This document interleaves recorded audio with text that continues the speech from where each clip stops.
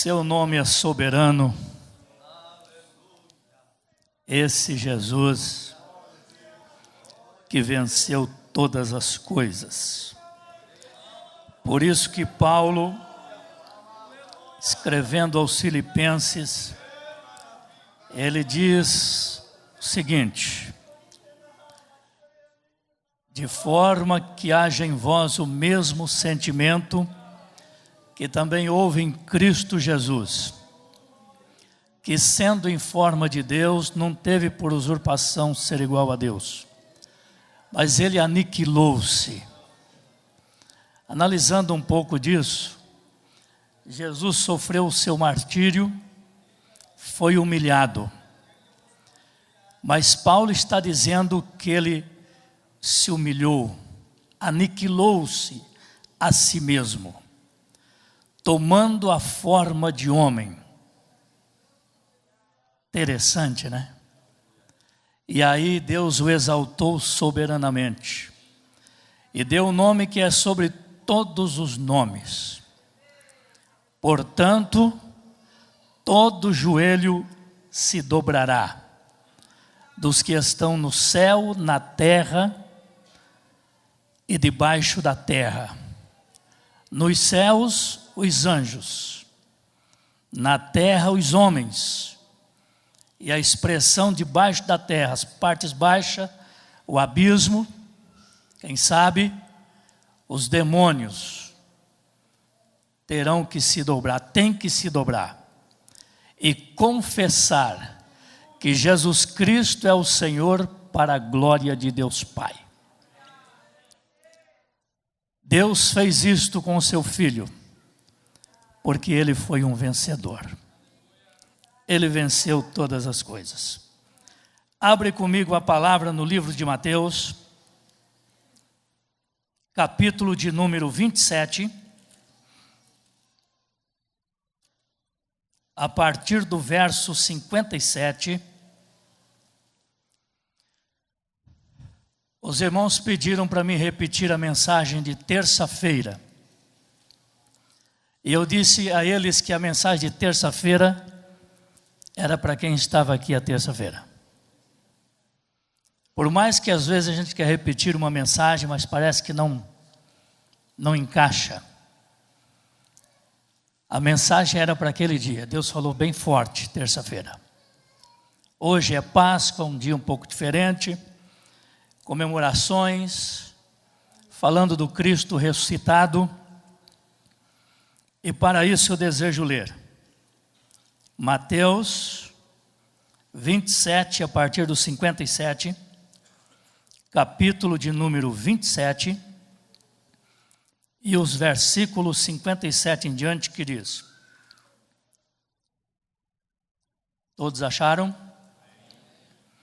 E vinda já a tarde, chegou um homem rico de Arimateia, por nome José, que também era discípulo de Jesus. Este foi ter com Pilatos e pediu-lhe o corpo de Jesus. Então Pilatos mandou que o corpo lhe fosse dado. E José, tomando o corpo, envolveu-o num fino e limpo lençol e o pôs no seu sepulcro novo, que havia aberto na rocha. E rodando uma grande pedra para a porta do sepulcro, foi-se. E estava ali Maria Madalena e a outra Maria, assentadas defronte do sepulcro. E no dia seguinte, que é o dia depois da preparação, reuniram-se os príncipes dos sacerdotes e os fariseus em casa de Pilatos, dizendo: Senhor, lembramos-nos de que aquele enganador, vivendo ainda, disse: depois de 3 dias ressuscitarei. Manda, pois, que o sepulcro seja guardado com segurança até o terceiro dia. Não se dê o caso que os seus discípulos vão de noite e o furtem, e digam ao povo: ressuscitou dos mortos. E assim o último erro será pior do que o primeiro.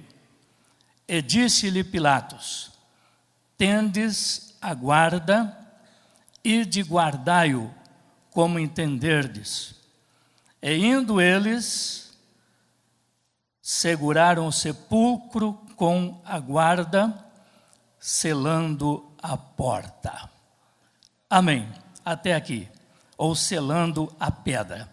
Tomem assento, meus irmãos. Eu desejo ser breve. As horas passam rapidamente. E nesta noite já ouvimos bastante sobre a pessoa bendita de Jesus. Ressurreição, Páscoa, hoje é ceia, aqui estão os elementos representados aqui, pão e vinho, representando o corpo e o sangue do Senhor. Mas, queridos irmãos e amigos, os que nos assistem pela Web TV Semear, Deus possa abençoar também a sua vida. E se você não tem ainda em seu coração este Cristo vivo, que ressuscitou no primeiro dia da semana, você pode receber Ele em seu coração, e Ele fará a diferença em sua vida.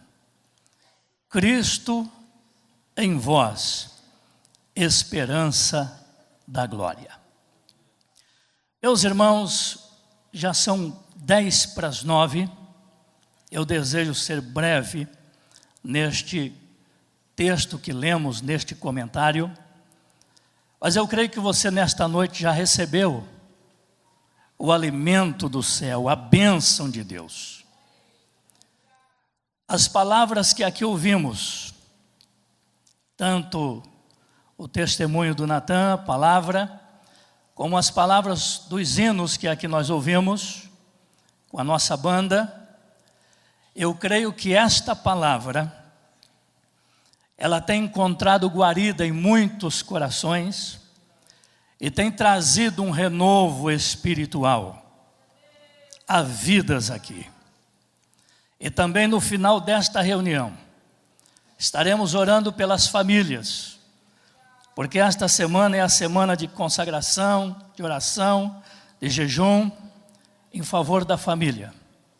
Estaremos no final concluindo com uma oração em favor de todos, em favor das famílias. E se você ainda não recebeu de Deus a bênção, tão somente abre o seu coração, porque nestes minutos que nos restam, o ressuscitado, Ele está aqui, e Ele pode te dar, porque Ele ama você, Ele ama a sua vida, Ele morreu por você, e Ele te comprou como escravo para Deus, seu Pai. Conforme diz a palavra. Hoje você é um escravo livre. Hoje você é um servo e uma serva de Deus, que vive livre das amarras do mundo e do pecado, servindo a Deus com alegria, pela ressurreição do Filho de Deus. O assunto que nós lemos aqui nesta noite fala sobre a sepultura de Jesus, a sua morte, a sua ressurreição. E o assunto que os servos de Pilatos comentaram entre eles após a morte de Jesus.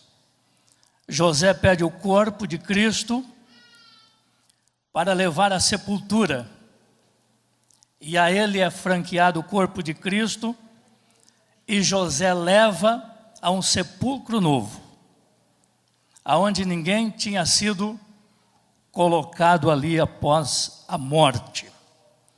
O primeiro foi Jesus que inaugurou essa sepultura.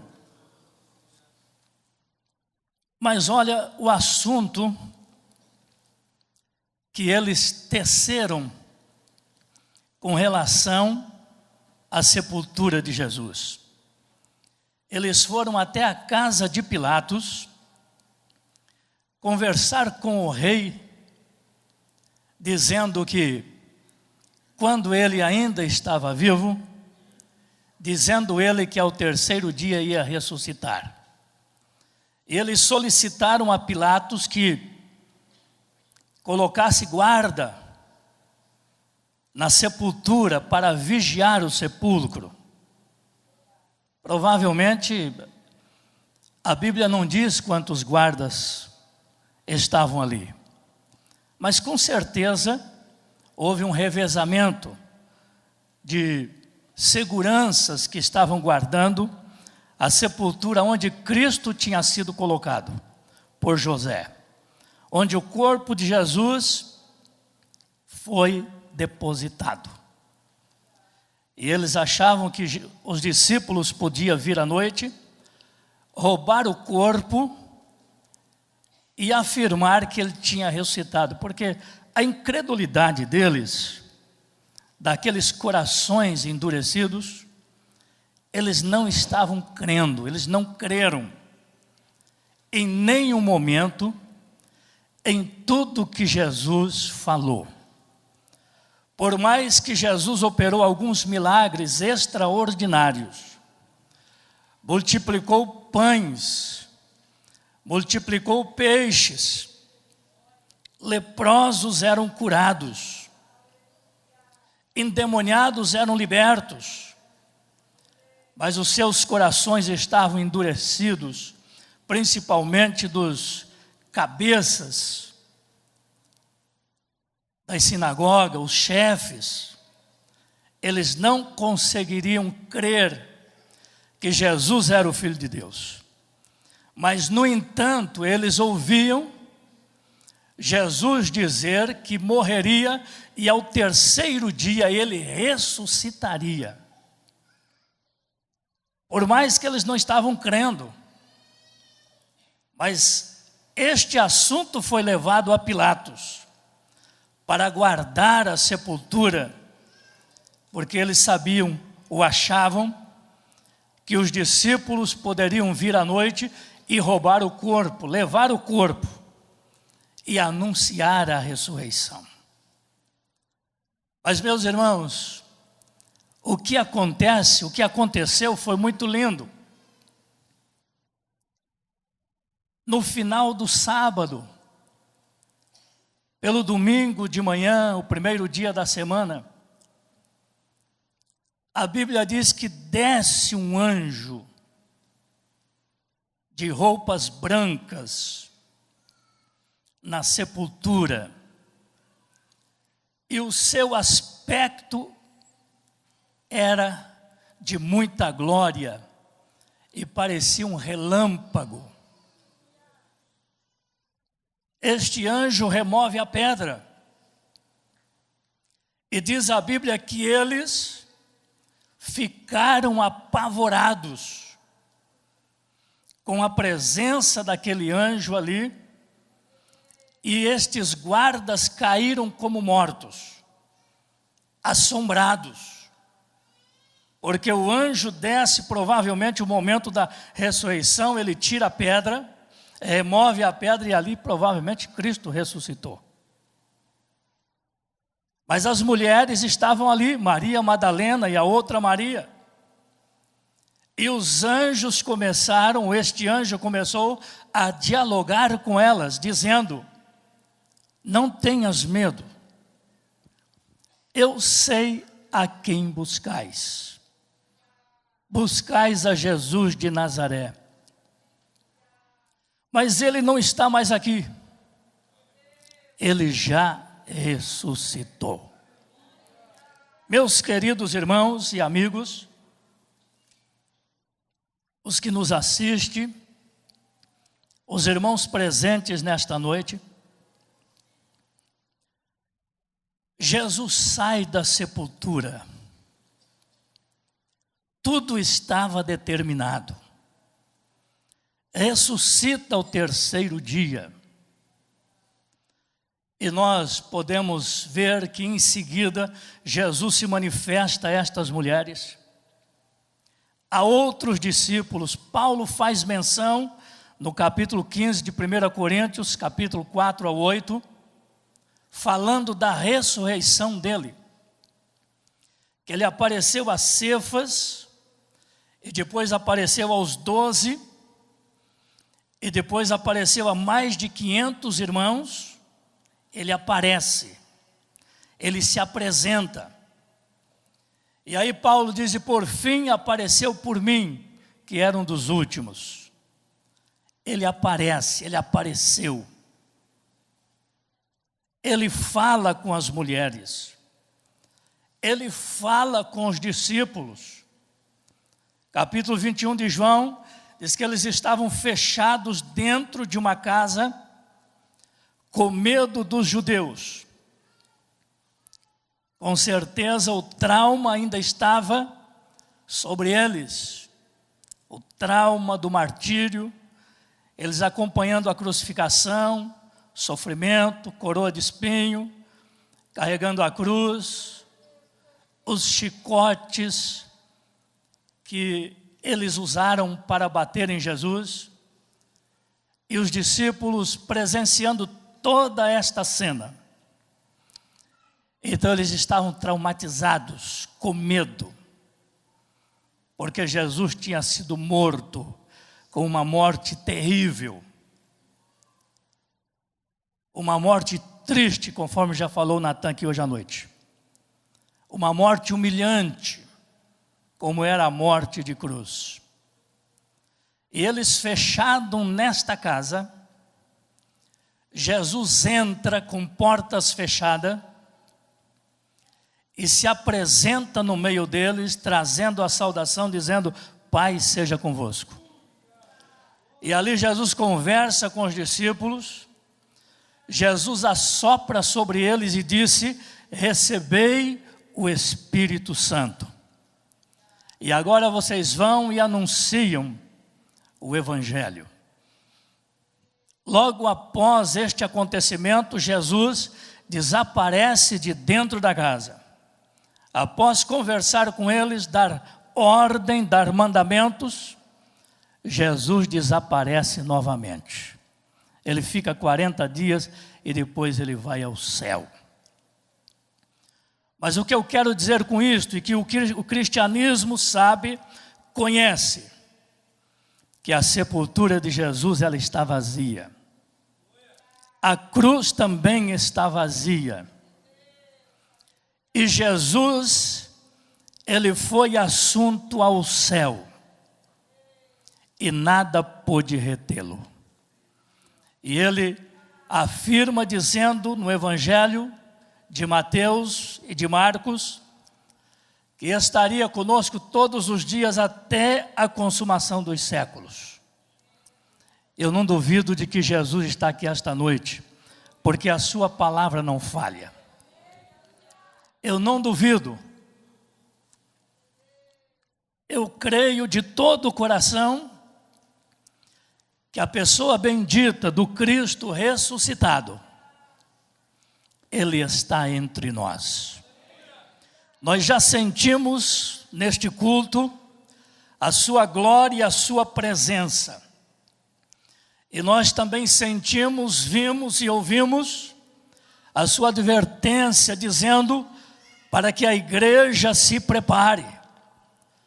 Nós ouvimos a voz profética nesta noite que a sua noiva, que ele comprou lá na cruz com todo o sofrimento, ela precisa estar preparada. A igreja, a noiva do Cordeiro, ela precisa viver de vestes brancas, porque há uma promessa. E esta promessa é a promessa da sua vinda. é a promessa que Ele vai voltar. Aleluia! E nós sabemos que o dia do Senhor se aproxima.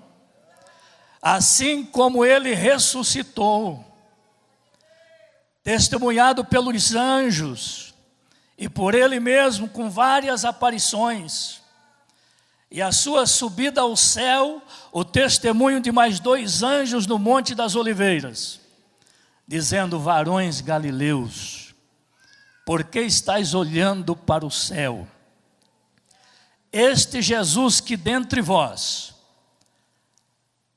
é recebido em cima no céu agora, do mesmo modo que vocês viram Ele subir, hão de ver Ele voltar.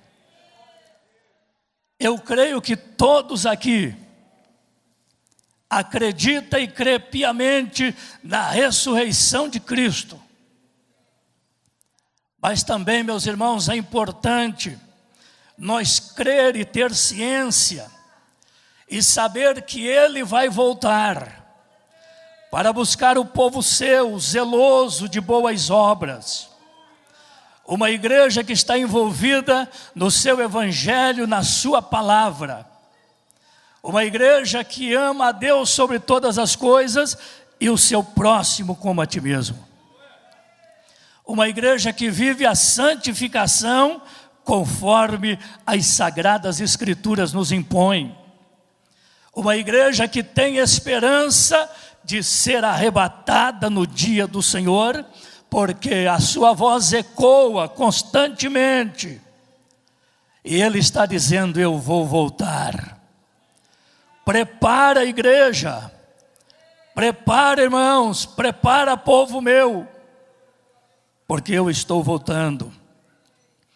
Paulo afirma dizendo que a nossa salvação está agora mais perto de que quando nós aceitamos a fé.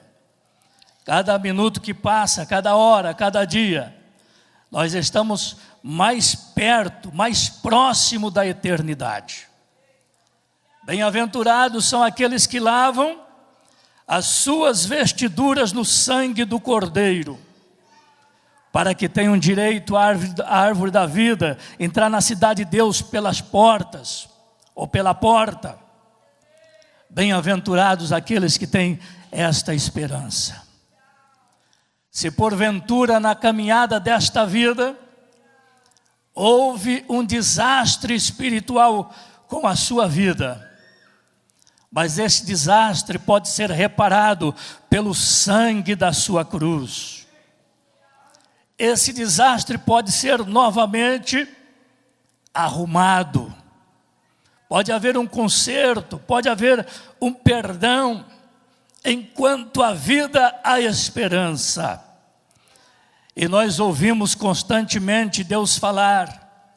A Bíblia diz que Ele não quer que ninguém se perca, mas que todos venham ao conhecimento da verdade e se salvam. E mesmo os que estão na igreja, ninguém pode se perder, irmãos. Não pode se perder. A mesa sempre está posta. O Espírito de Deus está sempre atuando. A palavra de Deus está sempre ecoando. Aleluia! Bendito seja o nome do Senhor. Nós estamos diante de Deus. Deus amou o mundo de tal maneira que deu seu Filho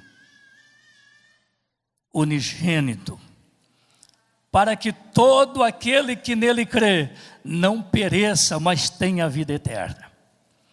Jesus diz que aquele que perseverar firme até o fim, esse será salvo. Firme nas promessas, firmes na palavra, firmes na doutrina, firmes no amor de Deus, seguindo a paz com todos e a santificação, sem a qual ninguém verá a Deus. Bendito seja o nome do Senhor. É claro que a igreja, ela caminha em um deserto. Nesse deserto há lutas, tribulações. Nesse deserto muitas vezes a falta de água, a falta de pão, é um deserto que nós caminhamos. Isso simboliza as necessidades que muitas vezes nós temos. A escassez de algum apoio espiritual, muitas vezes até pela nossa negligência mesmo. Mas o Filho de Deus escreve, ele envia nesta carta a João dizendo: eis que eu estou à porta e bato. Se alguém abrir, eu entrarei, cearei com ele e ele comigo. Olha que coisa linda. Jesus está sempre à procura. A porta e bate. Ele está sempre à procura. Ele está sempre querendo entrar. Ele está sempre perto. Ele não está distante. Através da pessoa do Espírito Santo, está sempre perto. Está sempre batendo. Paulo também diz: e não entristeçais o Espírito Santo, no qual fostes selados para o dia da redenção. Porque ele está sempre perto, está sempre batendo. Se entristecer ele, complica tudo. O cristão perde as forças, perde o ânimo, perde a esperança, perde a graça, perde a fé, perde tudo. Ele não pode ser entristecido, mas ele precisa ser atendido pela minha vida, pela sua vida, por todos os conhecedores de Deus pela palavra. Bendito seja o nome do Senhor. Ele está ao nosso lado, ele está perto. Ele está à porta e ele bate. Se alguém abrir, entrarei, cearei com ele e ele comigo. E meus irmãos, Jesus ressuscitado, ele é poderoso para resolver quaisquer que sejam os problemas que afligem a vida do cristão.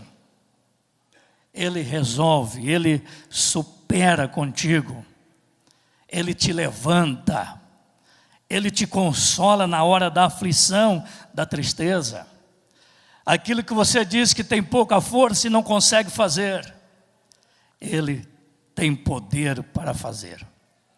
Até porque a Bíblia diz que aquele que em vós começou a boa obra é poderoso para aperfeiçoar até o fim. E diz também a Bíblia que Deus é poderoso para fazer muito mais do que aquilo que pensamos ou pedimos. Olha o que Deus é capaz de fazer. Por isso, irmãos, a nossa fé precisa ser uma fé viva, uma fé confiante de que o Senhor está ao nosso lado para nos dar vitórias em tempo oportuno, no momento que nós necessitamos. Precisamos estar firmados nele, confiante nele, aos pés de Jesus, o Cristo vivo, que dá força ao cansado, que disse em Mateus para vir a ele todos que estáis cansados e oprimidos, que ele tem um alívio. Aquele que mandou aprender com ele, que é manso e humilde de coração, e que nele encontraria descanso para as vossas almas. Meu fardo é leve, o meu jugo é suave. Jesus, ele continua como advogado, ele continua como sacerdote, ele continua como intercessor para dar a cada um que bem merece ou que cada um necessita da sua parte. Às vezes o ser humano não pode atender uma outra pessoa ou suprir uma necessidade interna, mas Jesus pode, o Espírito Santo pode. Ele pode. Aleluia. Jesus disse que sem ele nada nós podemos fazer. Mas com ele temos condições de ser forte, de atravessar barreiras e dificuldades. Diz a Bíblia que se passares pelas águas elas não te submergirão, e se passares pelo fogo, chama alguma arderá em ti. Com Ele, irmãos, com Deus, com Jesus, com confiança, servindo e seguindo as pisadas do ressuscitado, chegaremos ao céu de glória, onde tudo está preparado para a chegada da igreja. Ficamos de pé. Nós queremos já orar por todas as famílias e depois segue a ministração da ceia. E nós vamos interceder, aproveitar esse momento para orar por todas as famílias. Vamos fazer aqui uma corrente para finalizar esta semana de oração, de consagração, de jejum pela família. Vamos fazer uma só oração. Eu gostaria que os irmãos dessem as mãos. Vamos formar aqui uma corrente poderosa de intercessão, e assim nós finalizamos a semana de oração, de consagração pela família, e com certeza a tua família estará sendo abençoada, vai ser abençoada. Ela já é abençoada, mas vai ser mais abençoada ainda. Aleluia. Podemos orar, depois a música já toca, enquanto os irmãos se preparam ali. Oremos ao Senhor. Amado Deus e Pai que está no céu, Senhor, neste momento estamos suplicando a tua bênção em oração em favor das famílias. Após uma semana de oração, de consagração, propósito este, que a família seja abençoada e guardada por tuas mãos, Senhor, e que Satanás e seus ataques sejam repreendidos, amarrados, desfeitos, pelo poder do sangue que na cruz foi vertido. As famílias, Senhor, que faz parte da tua igreja, que é a noiva do Cordeiro, que é a tua noiva, guarda estas famílias debaixo do teu sangue, e também conserva-os, Senhor, para o reino celestial. Senhor, o mundo jaz do maligno, os ataques são constantes e muitos contra a família, mas o teu sangue tem poder sobre cada vida, Senhor. E se a mancha do pecado dominou alguém entre a igreja, entre a noiva, que possa haver o conserto, confissão, arrependimento, humilhação, para que os seus vestidos possam ser lavados novamente pelo sangue da tua cruz, e o que caiu se levante e alcance de novo a misericórdia do Senhor Jesus. Senhor, abençoa cada vida, cada um dos teus filhos, desde o menor até o maior, o mais novo ao mais velho, que toda a tua igreja, Senhor, seja abençoada pelas tuas mãos, porque tu vive, tu está vivo, Senhor, e tu prometeu estar conosco todos os dias, até a consumação dos séculos. Entra com providência, as causas que são impossíveis para nós resolver, a tua mão, o teu Espírito possa tocar nesta noite, para que haja o milagre.